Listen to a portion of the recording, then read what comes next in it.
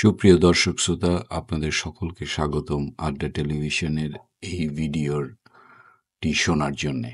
এই ভিডিওতে আমরা বর্তমান সরকারের কয়েকজন উপদেষ্টার ইউটিউবারদেরকে নিয়ে নানা রকম কটূক্তির একটা প্রবণতা দেখতে পাচ্ছি, যা কিনা তাদের জন্য তো বটেই, সমস্ত বাংলাদেশের পরিস্থিতি, সার্বিক শান্তিপূর্ণ পরিস্থিতির জন্য একটি হুমকি স্বরূপ হয়ে দাঁড়াবে। প্রিয় দর্শক, আপনাদেরকে আমি 10 সেকেন্ড ধৈর্য ধরার জন্য বলছি। মূল পর্বে যাওয়ার আগে আমি আমাদের আজকের এপিসোডে যাদেরকে নিয়ে কথা বলবো তাদের সেকেন্ড ল্যাঙ্গুয়েজে তাদেরকে একটু বোঝানোর চেষ্টা করছি। হয়তো ওনারা শিক্ষিত লোক, তাই বাংলা ভাষা পরিষ্কারভাবে বুঝতে পারবেন না। Dear gentlemen and ladies, could you please listen properly of this video where I would like to insist you to listen it for the greater interest of People's Republic of Bangladesh. Thank you. দর্শক, চলুন আমরা প্রথমে শুনি আমাদের বর্তমান উপদেষ্টারা ইউটিউবারদেরকে বা ব্লগারদেরকে নিয়ে কি বলছেন।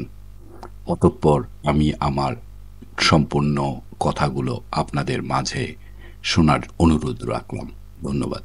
আমরা কি আবার এই যে আমাদের মধ্যে যে রেস্টলেস মাইন্ডগুলো আবার চারা দিয়ে উঠতেছে, আমরা কি সত্যিকার অর্থে রিফর্মটা করতে পারবো কি করতে পারবো না, এটা এখন বিগ ইস্যু। স্থিরতাটা আসলে সোশ্যাল মিডিয়াতে ডায়াসপোরা একটা রেস্টলেসনেস আপনাকে দিচ্ছে, প্রতিদিন একে সরান ওকে সরান, একে আনেন ওকে আনেন। আমি একজন 3 মাসের মধ্যে এমন কিছু বক্তব্য দেয়া হচ্ছে বিভিন্ন জায়গা থেকে, যেমন পত্রিকা ঘেরাও করো। তো এই বক্তব্যগুলো আসলে উস্কানিমূলক এবং সেইগুলো গণতন্ত্রের দিকে যাবার পথটাকে তো আসলে সুগম করছে না। ওনার বক্তব্যের স্পিরিটটা আমি যেটা বুঝেছি সেটা হচ্ছে এই রকম, এবং সেখানে সব কিছুই তো আলাপ আলোচনার মাধ্যমেই শেষ পর্যন্ত শেষ হয়। তাহলে প্রথমেই রাজপথটাকে বেছে না নিয়ে সরকারের সাথে আলাপ আলোচনা করলে মানুষের মনে যে একটা আশা, ওই আশার জায়গাটা আর সংকুচিত হবে না। যেটা হচ্ছে যে ইউটিউবাররা তারা ভাবতেছেন যে তারা যেই তাদেরও তো হয়তো স্টেক আছে, তারা ভাবতেছেন যে তারা যেই ভ্যালুসকে সামনে রেখে এই আন্দোলনে আসছিলেন সেই ভ্যালুসটা বুঝি হাইজ্যাক্ট হয়ে যাচ্ছে, এ ধরনের তো তার চিন্তা। সেই জন্য তিনি পুরোপুরি অস্থির। উনি তখন ভাবতেছেন যে এখানে কালপ্রিটটা কে, একে গণসূত্র বানাচ্ছেন, ওকে গণসূত্র বানাচ্ছেন, ও ইয়ের হচ্ছেন। হ্যাঁ, তাই আমি এই উপদেষ্টা যারা আছেন তাদেরকে কয়েকটা জিনিস মনে করিয়ে দিতে চাই। সেটা হচ্ছে যে আপনারা যে কথাগুলো বলতেছেন বা ইউটিউবারদেরকে যেভাবে তুচ্ছতাচ্ছিল্য করতেছেন, তাতে আমি আপনাদেরকে পরিষ্কার বলে দিতে চাই, আপনারা সরকারের উপদেষ্টায় আজকে যে আসনে বসে আছেন সেই আসনের যারা ক্রিয়েটার বা গত আন্দোলনে যারা প্রচণ্ড পরিমাণ কাজ করেছে, এই ইউটিউবাররা হলেন প্রথম সারির সেই কয়েকজন। যে 2 জন বা 3 জনকে নিয়ে আপনারা কটূক্তি করতেছেন, আপনাদের মনে রাখা উচিত এই মানুষগুলি পিছনে বাংলাদেশের প্রায় 1 কোটি লোকের দল আছে। পক্ষান্তরে আপনাদের পিছনে আপনারা যদি খালি রাস্তায় হাঁটেন, 10 জন লোকও আপনাদেরকে সালাম আদাব দিবে কিনা সন্দেহ আছে। আমি আপনাদেরকে ছোট করতেছি না বা ছোট করে দেখারও চেষ্টা করতেছি না, কিন্তু যেটা সত্য সেটাই বলতেছি। আপনাদের কোনো সভা পরিষদে যেতে হলে সেখানে একটি সরকারি ডিক্লারেশনের মাধ্যমে লোক জমায়েত করতে হয়, এবং সেখানে খুব বেশি হলে 1-2 হাজার লোকের মতো হবে বা সর্বোচ্চ হতে পারে। কিন্তু এই ইউটিউবারদের পিছনে তারা ডাক দিলে 2-4 লাখ লোক নেমে আসবে, সেটা আপনারা প্রমাণ পেয়ে গেছেন এবং আপনারা জানেন। আপনারা যদি লক্ষ্য করে দেখেন, তাদের ভিডিওগুলা আপলোড করার সাথে সাথে মানুষ হুমড়ি খেয়ে পড়ে তাদের কথা শোনার জন্যে। পক্ষান্তরে আপনাদের কথা মানুষকে শোনানোর জন্য আপনাদেরকে চেষ্টা করতে হয়। আপনাদের কাউকে সুন্দর লিপস্টিক মেখে কথা বলতে হয়, হাস্যোজ্জ্বল চেহারা রেখে কথা বলতে হয়, আর কাউকে কাউকে ভালো পোশাক পরে কথা বলতে হয় বা অন্যরকম কিছু। কিন্তু এই ইউটিউবারদের কিছু লাগে না, তাদের মুখের কথাটাই যথেষ্ট।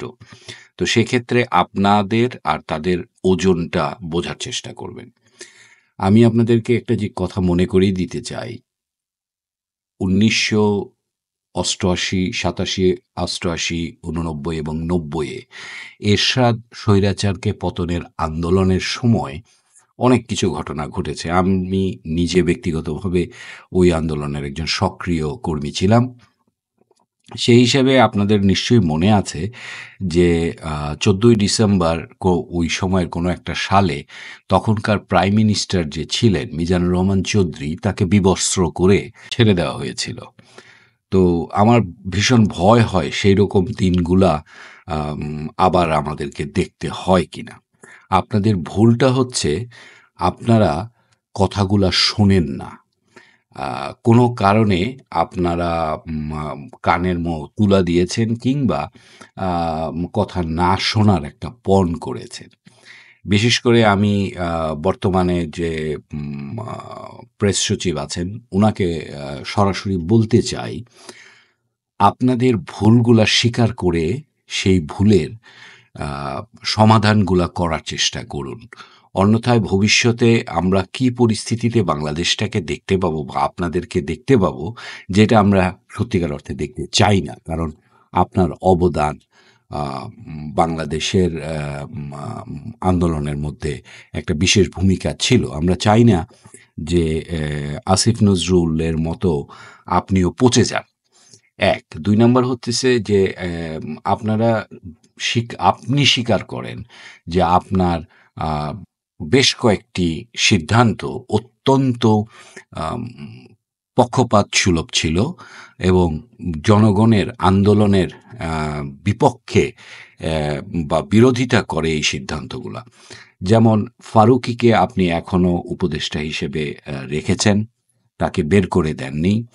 তারপরে ব্যক্তি যাকে নিয়ে এত কিছু হচ্ছে, উপদেষ্টাদের ভিতরে আমরা দেখতে পাচ্ছি না যে এই ব্যক্তির বিরুদ্ধে আপনারা কোনো একটি ইনভেস্টিগেশন বা কোনো প্রকার অনুসন্ধান, তার বিরুদ্ধে যে কমপ্লেনগুলো আছে সেগুলো নিয়ে কোনো অনুসন্ধান করছেন। এগুলা আপনাদের হ্যাকরামির পর্যায়ে পড়ে। এই হ্যাকরামির জন্যে আপনাকে এবং যে ব্যক্তির বিরুদ্ধে বলা হচ্ছে তাকে এবং আনুষঙ্গিক আরও যারা আছে তাদেরকে একসময় চরম মূল্য দিতে হবে। তো আপনারা যদি সেই চরম মূল্য দিতে রাজি থাকেন, সেটা বাংলাদেশের ভিতরে হোক বাংলাদেশের বাইরে হোক, সেই ক্ষেত্রে আমার কিছু বলার নাই। তবে আমি মনে করি আপনাদের এই হ্যাকরামির কারণে আমাদের যে উদ্দেশ্য, যে বাংলাদেশ গড়ার যে পরিকল্পনা, সেটা ব্যাহত হচ্ছে। আপনারা আপনাদের দেশের স্বার্থের চাইতে আপনাদের নিজের স্বার্থটাকে বড় করে দেখার চেষ্টা করতেছেন। আপনারা দেশের স্বার্থের চাইতে নিজেদের স্বার্থকে আপনারা কায়েম করানোর চেষ্টা করতেছেন। আপনারা ভুলে যাচ্ছেন যে কিছুদিন আগেই বাংলাদেশের ইতিহাসে সবচাইতে শক্তিশালী, সবচাইতে জুলুমবাজ একটা সরকারকে কিভাবে বাংলাদেশের মানুষ পতন ঘটিয়েছিল, এবং সেটার জন্যে কিন্তু আমরা জনগণ, যে পরিমাণ জনগণ রাজপথে নেমে এসেছিল এবং যে পরিমাণ জনগণ এই নিয়ে কাজ করেছে, তাদের জীবন উৎসর্গ করেছে, এই ইউটিউবারদের কথাতে তাদের বেশিরভাগ লোক অনুপ্রাণিত হয়ে নিজের দেশের জন্যে বুঝতে পেরেছিল এবং নেমে এসেছিল। অতএব আমি আপনাদেরকে অনুরোধ করব, হ্যাকরামিটা করবেন না। নিজের স্বার্থ সিদ্ধির জন্যে নিজেকে, নিজের পরিবারকে এবং দেশের জনগণকে বিপদগ্রস্ত করবেন না। ধন্যবাদ।